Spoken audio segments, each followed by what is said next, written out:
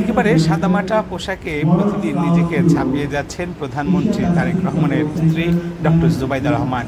শিশুদের বিজ্ঞান বিষয়ক বিভিন্ন অনুষ্ঠানে তিনি উপস্থিত হন এবং তার সঙ্গে এ সময় ছিলেন শিক্ষামন্ত্রী ডক্টর এহসানুল হক মিলন এবং একই সঙ্গে প্রধানমন্ত্রী উপদেষ্টা মাহদি আমিন।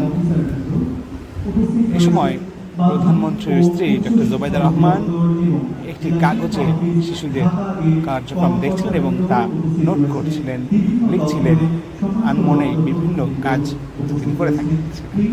এবং পরবর্তীতে অনুষ্ঠান শেষে তিনি যে বিজ্ঞান মেলার শিশুদের যেসব স্টলগুলো রয়েছে সেসব স্টল তিনি পরিদর্শন করেন।